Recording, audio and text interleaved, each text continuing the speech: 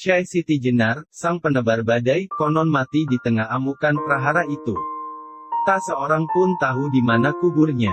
Menurut cerita, ada orang yang menyaksikan mayat Syekh Siti Jenar berubah menjadi bangkai anjing.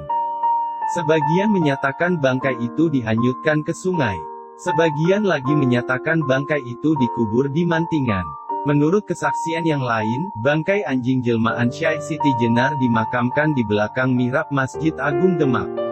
Aneh, bangkai anjing dikubur di belakang mihrab masjid.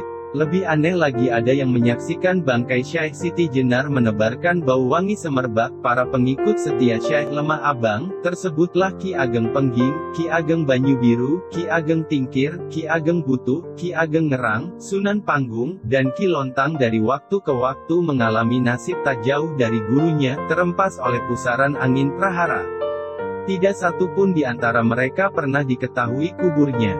Bagi pengikut-pengikut dari kalangan kaula alit, tidak ada yang tersisa dari prahara dahsyat itu kecuali rasa takut, resah, gelisah, dan curiga yang menerkam jiwa.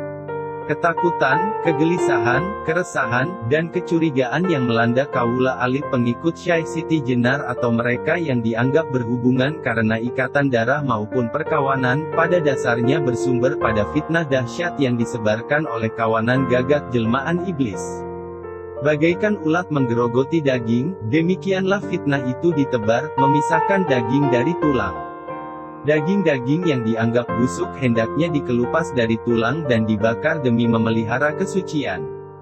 Demikianlah, para pengikut Syekh Siti Jenar tidak saja digolongkan sebagai daging busuk yang membahayakan kesucian tulang, tetapi dianggap bukan bagian dari tulang. Pengikut Syekh Siti Jenar dianggap telah murtad dari kebenaran agama Rasulullah. Kaula alit yang terkena kep sebagai wong abangan dianggap sebagai bukan bagian dari umat Islam dan darah mereka halal ditumpahkan. Akibat yang ditimbulkan oleh fitnah itu sangat memilukan.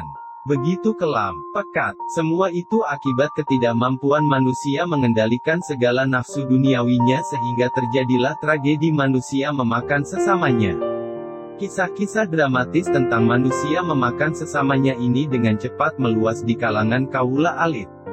Bagaikan cerita menakutkan tentang hantu-hantu yang bergentayangan, hati mereka diliputi rasa takut, gelisah, resah, dan curiga mendengarkan betapa mengerikan kisah orang-orang tak bersalah yang binasa akibat dituduh menjadi pengikut Syekh Siti Jenar. Ada kisah tentang orang-orang kaya yang binasa dan hartanya dijadikan jarahan. Ada pula orang-orang beristri cantik yang dimakan fitnah sebagai wong abangan, kemudian istri-istri mereka dijadikan rebutan. Atau, tentang Nayakap Raja yang kehilangan jabatan akibat fitnah dari kawan-kawan yang mengincar kedudukan mereka. Hari dan pekan berlalu, bulan dan tahun berganti, namun rasa takut, gelisah, resah, dan curiga yang mencekam relung-relung jiwa penghuni Nusa Jawa masih tetap bercokol kuat. Kawanan gagak jelmaan iblis masih terus beterbangan menebar fitnah. Mereka selalu mengikuti ke arah mana serigala-serigala haus darah mencari mangsa.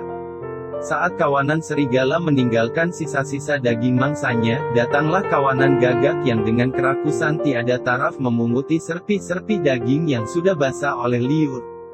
Itulah upah mereka sebagai penebar fitnah.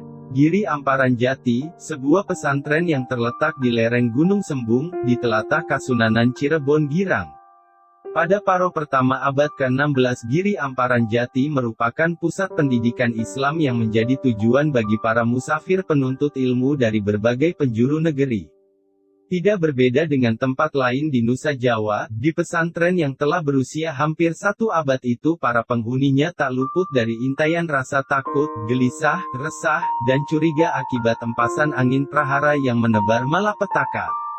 Bahkan, di sana berlaku peraturan aneh yang dikenakan kepada santri dan seluruh warga pesantren, yakni larangan untuk menanyakan segala sesuatu yang berkaitan dengan santri-santri generasi pertama yang diasuh oleh almarhum Syekh Datuk Kahfi, pendiri pesantren.